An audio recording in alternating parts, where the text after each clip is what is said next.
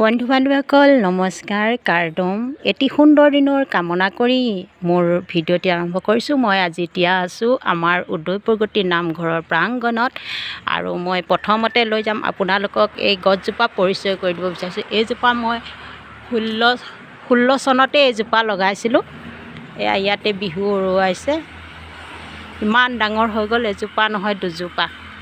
16 চনতে লগাইছিলোঁ এই দুজোপা গছ।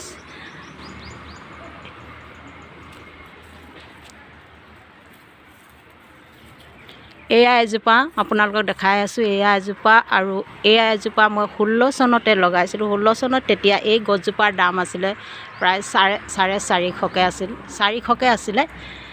আৰু এতিয়া মই লৈ গৈ আছোঁ নামঘৰৰ ভিতৰলৈ। এটি সৰু সুৰা ধৰ্ম আলোচনা এটি আছে।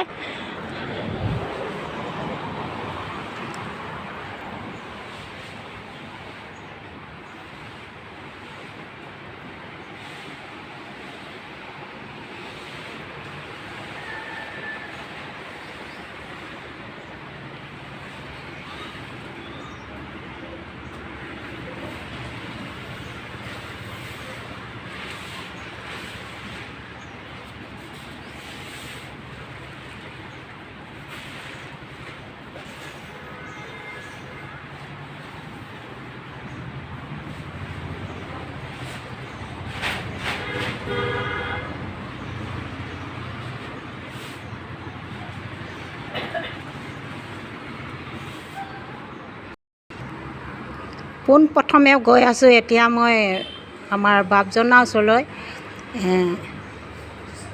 আপোনাৰ ওচৰলৈ আহিছোঁ প্ৰথমতে। বাপজনা কওকচোন, আজি কিহৰ উদ্দেশ্যেৰে বহা হ'ল? ভকত বৈষ্ণৱৰ আদৰণিৰ পৰা শেষলৈকে কিছু বস্তু আমাৰ শাস্ত্ৰৰ প্ৰয়োজন। সেইখিনি নেকি সচৰাচৰ আমাৰ ব্যৱহাৰৰ আমাৰ যিখিনি ভাষা পদ আমাৰ প্ৰয়োজন, শৰণ লোৱাৰ পাছতে সেই বাক্যৰ বিষয়ে জানিব লাগে। তো এই শৰণ লোৱা বাক্যখিনি অৱগত কৰিবৰ কাৰণে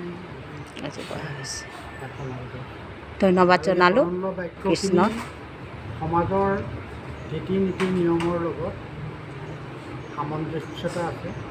সেয়েহে এই বাক্যখিনি অত্যন্ত প্ৰয়োজন।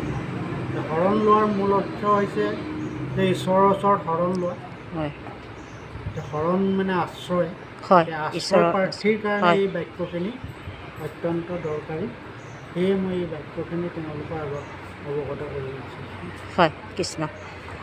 আপোনাৰ সকলোকে জনাবলৈ পাই সন্তুষ্ট হৈছোঁ যে আজি আমাৰ আইসকল বাপসকলে যিহেতু শৰণ লৈছিলে, শৰণ লোৱাৰ কিছু কথা আকৌ পাহৰি গৈছে, তাতে আকৌ এবাৰ পুনৰ বহিছে, তেওঁলোকে আকৌ সোঁৱৰণি কৰিছে আৰু কথাবিলাক।